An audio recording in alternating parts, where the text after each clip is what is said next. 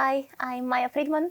I'm Jan-Peter de Graaff, and today we're making a video for you discussing all questions you might have about our project and our album, The Force in April, which just released. And we got some nice questions from a couple of friends of us. So, yeah, let's begin.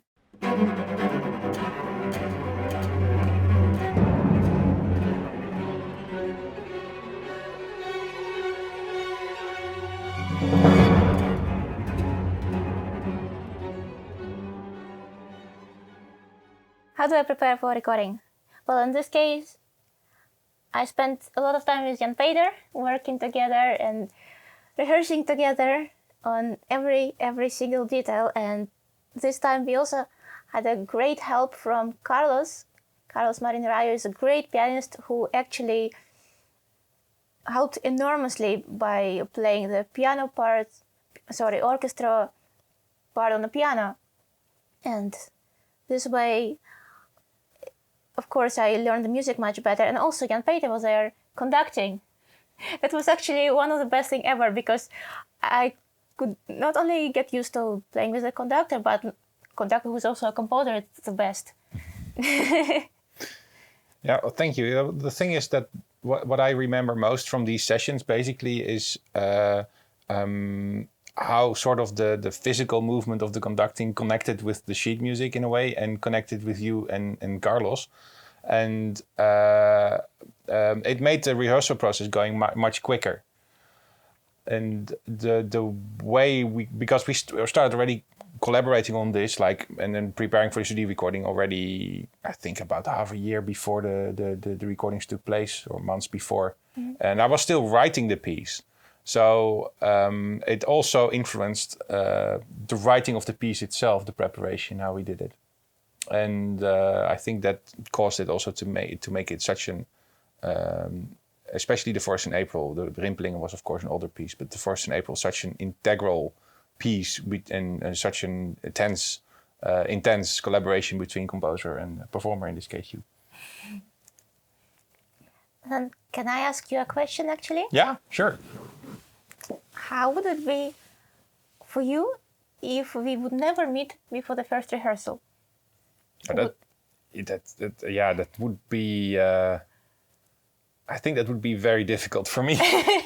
I like to write a piece for a person, and I have such situations where I compose music, and the first moment that I meet someone is at the first rehearsal.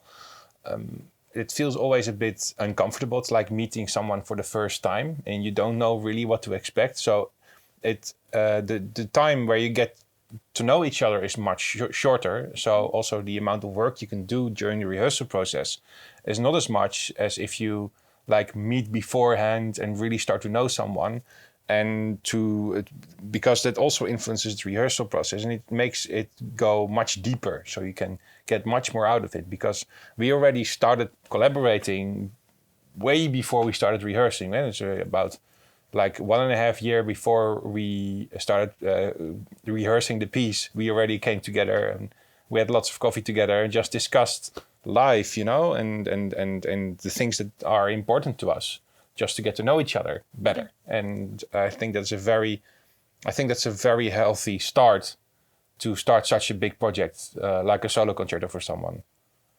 Yeah, for me, it was a very beautiful time as well, because it felt like I could already sense some music in the air even before it was written. So was it what you expected it to be? Actually, yeah. Although, of course, when I have some ideas, they are so abstract sometimes, and it's of course very different from having something to practice. But yeah, it was something I expected, I guess. So what did you expect before I gave you any notes? Well, I had a lot of ideas about music inspired by the forest, because you already told me the title, how it's gonna be, The Forest in April. Maybe it's something also you should tell about, because we didn't mention it so much, what the title about, where it came from. But yeah, I imagined music inspired by the birds, by the wind in the trees, you know. I'm trying to recreate it in my mind, but I cannot. I just had some visual images, and somehow I'm so happy that they are transformed to the music right now. I'm just curious because the thing is, in my case, I have a very associative mind. So basically, every element that I see and I feel and I see around me are sort of being sucked up in this brain and being processed into music in this case. So the title the title comes from another piece by Richard Ayres in the Alps, and that was sort of a starting point for me for my thought process. I mean, the title itself, The Forest in April, caused sort of a chain reaction of sounds, of images, of indeed a forest in April. How a forest, because in April is the most special month if you go into a forest, because it's like a transition period during spring. Many trees are already in bud, and birds start to sing and birds start to nest, but not everything yet. So it's gradually growing, and it's the month usually where you see also the biggest changes and the biggest contrasts in nature. So that's basically my starting point, and then of course another layer which is in the piece, of course, is the connection between humanity and her environment and nature. Which is actually a subject in both pieces, both of The Forest in April and Rimpelingen, which is of course also on the city. So we live, of course, in a time where the influence of the humanity on the world and nature is so present that scientists are calling it now the Anthropocene, the era of where there is nothing anymore in our world that hasn't been under some influence of our activity as humans. And the idea behind the piece, of course, starts from the lyre bird, which is a bird that is so good in imitating sounds around him that it incorporates also like environmental sounds into their song. So there was this photographer who made pictures of this bird and later realized that the sound of his shutter, of his photo camera, was incorporated into the bird's song, and then also incorporated into other birds' song of the same species, so which ended up somewhere in the Amazon. So gradually this mechanical sound, something that a human made, became part of nature and sort of grow in itself. And this basically started the whole picture of this piece, where the soloist is symbolizing humanity and the orchestra is symbolizing nature, and everything the soloist does has its effect in the orchestra. Is it also something about the negative impact of humanity on nature? Well, the thing is, what is negative or what is positive is, of course, in the eye of the beholder. Of course, the existential threat of climate change is something that is in the back of my mind all the time, and something that I very much worry about. But I always want to create a perspective of an outside viewer to take distance from this subject and not to be emotionally be involved and make a sort of political point with it, even though it is a very strong idea of how humanity influences nature and what the consequences might be. Because indeed, in the piece itself, the consequences are pretty severe. The orchestra blows up. The influence of the cellist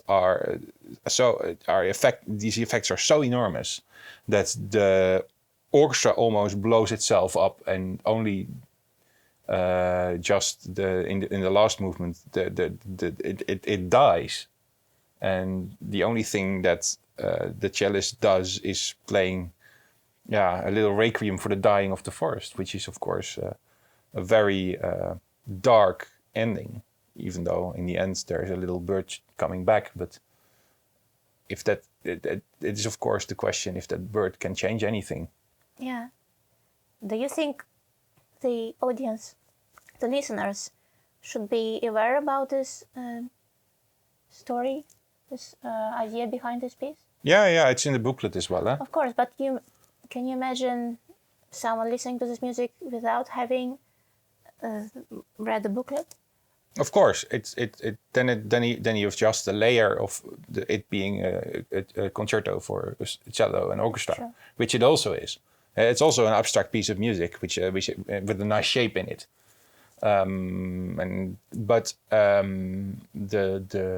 The connection with nature can be another hook for someone to listen to it and to feel a different emotion with it.